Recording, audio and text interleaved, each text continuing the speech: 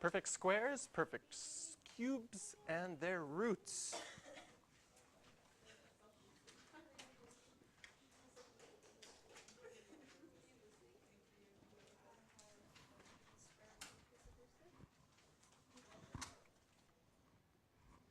Did you get the edge length to be 3 units?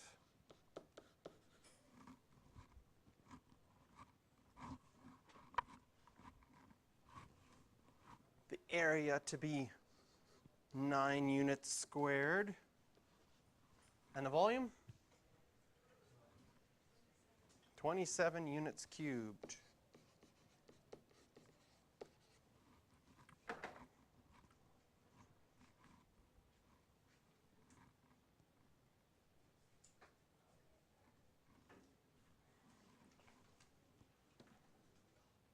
Perfect square.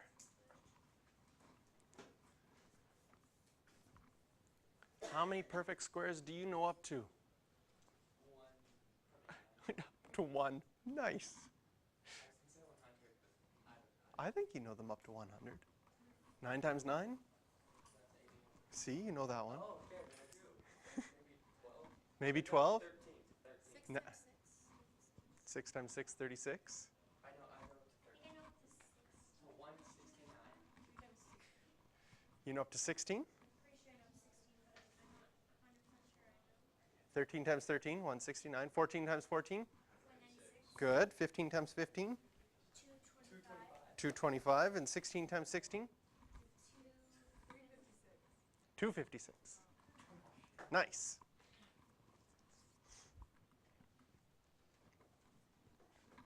And if you take the time to learn them up to 25, I can show you techniques so that you can easily find all the perfect squares from 25 to 50 and from 50 to 75 rather easily. Huh?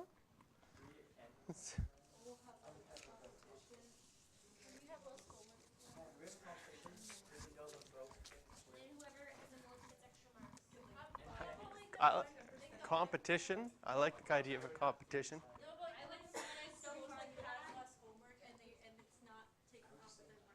All right, here is if you know them up to 25 and you want to find something larger than 25. This is how you would go about doing it. So let's pick a number larger than 25. 34. So here's 25. Here's 50. We're going to figure out all the ones between 25 and 50. You pick 34. Can you see that 34 is 9 away from there and 16 away from 50? So all you have to do is to find 34 squared. You take the amount that you're away from 50, which is 16, and square that. And since you know them all the way up to 25, you know that number. And then you add the other number, which was 9, and times it by 100, which isn't too bad. 16 squared is 256 plus 900 gives you 1156. Is that 34 squared? Yes. Good. Try a different one. Try one that you would know better. Try something bigger. Closer to 50, the easier it is. 49. So if you had 49, can you see that that's 1 away here and 24 away there? So 49 squared will be 1 squared, ooh, tough math, plus 24 times 100. 2401, no problem.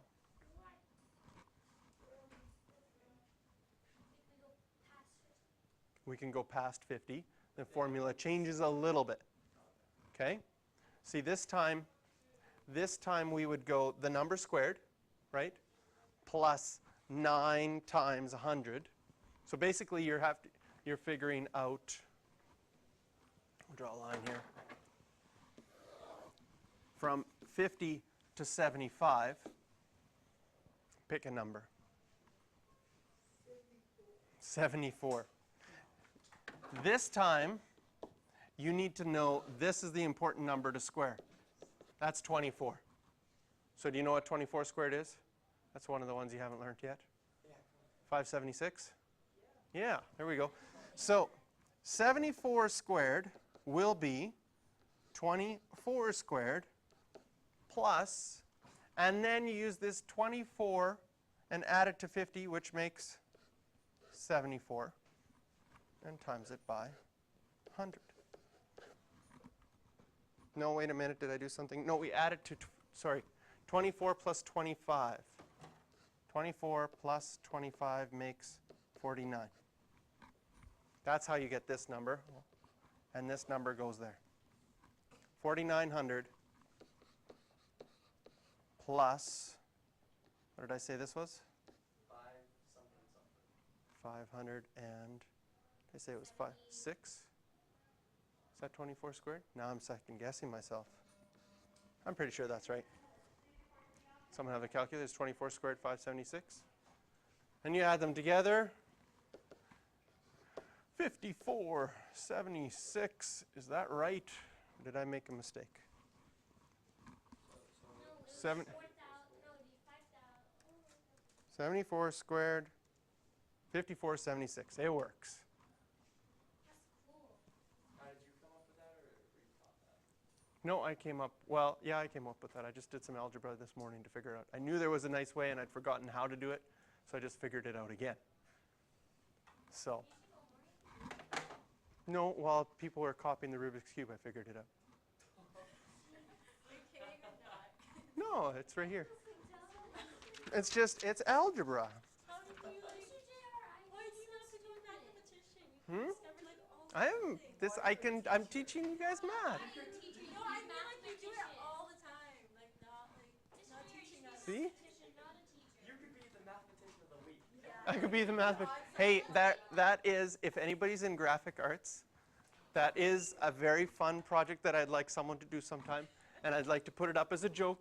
We could write a very funny story about me. Get a picture that, and do a sketch art. There's apps that do that, right? So you take a picture, do a sketch art. I'll try to smile more than this guy, and then for your graphic arts project, make one of those. We'll laminate it, put it on the same paper. And we're recording right now, so if you want to watch this later, you can. Some more definitions. Why'd you want to be a teacher? It's a great story, though. Here we go. Here's the next part. You can write this down, and we'll do this one together. Let's do our prime factorization, 1296. You can divide it by 2. Leaves you with 648. Divide by 2 again, 324. Divide by 2 again, 162. Divide by 2 again, 81. Divide by 3, 27. Divide by 3, 9. Divide by 3, 3. Divide by 3, 1. So once you've got your prime factorization, if you want to find the square root without your calculator, what you're looking for is the same number multiplied by itself.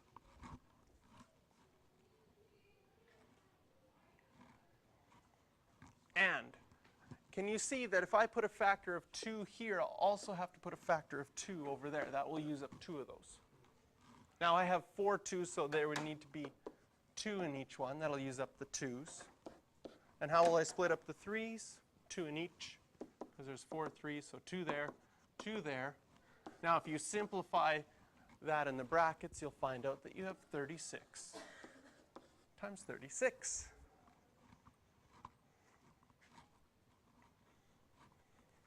How are you with the technique for doing 36? If 36 is here, that's 11 away here and 14 away there. So we did 36 squared, 14 squared, plus 11 times 100. That's that technique that I showed you before. If you wanted to work backwards on this one, you know that you have to times something by 100. If I did 12 times 100, there's 96 left, and 96 isn't something times something. Then if I did 11 times 100, I'd get 1100, and I'd be left with 196. And then if you recognize 196 is 14 times 14, you could have done that as a shortcut. But So there will be questions where we're not allowed to use a calculator? yeah, and they'll be like this one, and you can break them up using your prime factorization and split them up. Try this perfect cube. I don't know if I don't know my Do it on your own. Try it on your own. Get 3 equal groups for a perfect cube. I'll put up the answer in a bit.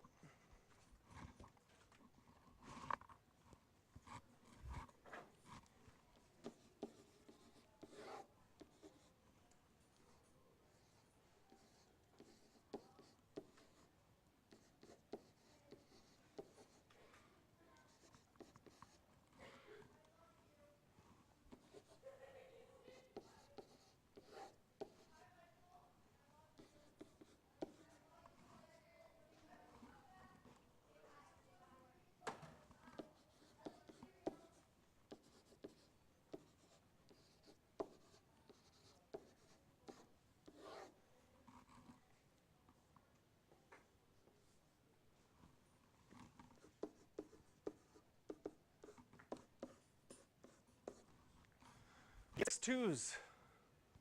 So if we broke that up evenly, there would be 2 2's in each set of brackets, and there are 3 3's.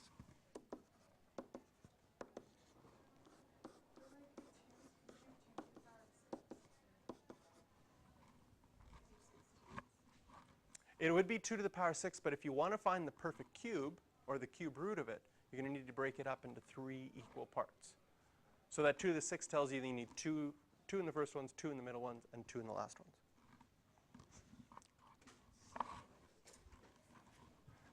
Now you've got a square. Here's a square. The area is 144 x squared y 6. You have to figure out what the side lengths are. Does that make sense that you'd figure out a square root? Would that be 12 something? It's going to be 12 something, yes, because you need 2 things here, and it's going to have to be 12 and 12. It will be 12xy cubed.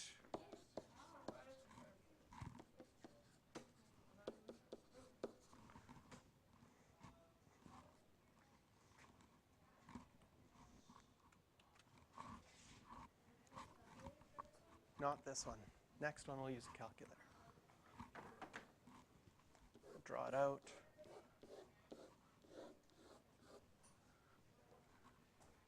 We know the volume. Volume is length times width times height, right? And they're all going to be the same if it's a cube. So we've got our 125x9y cubed, and you have to have 3 of them all the same. 5, 5, 5, good. X cubed, x cubed, x cubed, y, y, y. Not too bad. You have to remember your exponent laws, right? That you add the exponents when you multiply. And that makes breaking it up easier.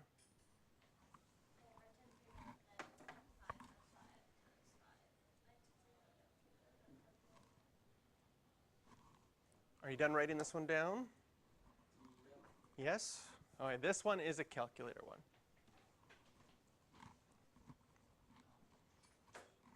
Cube has a volume of 4913.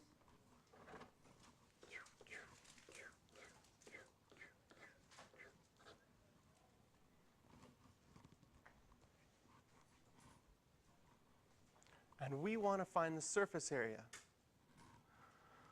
So there's our cube. How do we, the question is surface area. How do you find surface area of a cube? Side length and then times that by 2. Length times width will give you 1 square, right? Times by 6. So you have 6 squares, and each of those 6 squares are going to be length times width. But does it make sense that the length, because it's a cube, and the width and the height, they're all the same? They're all x's. So this is basically going to be 6x squared. Are you okay with that? So When we have a question where we have some information and then we're told what is the surface area, I like to say, well, what do I need to find my surface area? Got 6 sides. I'm going to need that x. What am I given? I'm given the volume. Can that volume help me? Because I know the volume is 4913. That's not the surface area. Careful here. It's our volume that's 4913. And what do I know about the volume of a cube? Length times width times height. In this case, it'll be x times x times x, or x cubed. So if the formula for volume is x cubed, and I know that the volume is 4913, I can plug that in. And now we have to find out where's our cube root on our calculator. There's a cube root. If there's buttons that don't appear on what you see directly here, hit the math button and there's a whole bunch of more stuff you can find. Can you see that the 4th one is a cube root? Cube root 4913. I hit the math button, so math button, and then the 4th one. If you wanted to do a 4th root, you're going to have to go to the 5th one. Or a 6th root or something, but the cube root's there. 49, 13, it's 17. So that tells us that x is 17. Now I can go here and do 6, 17 squared. 17 squared is 289. 289 times 6. Ooh.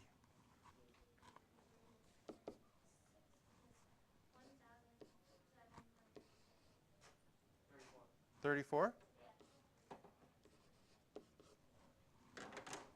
Nice.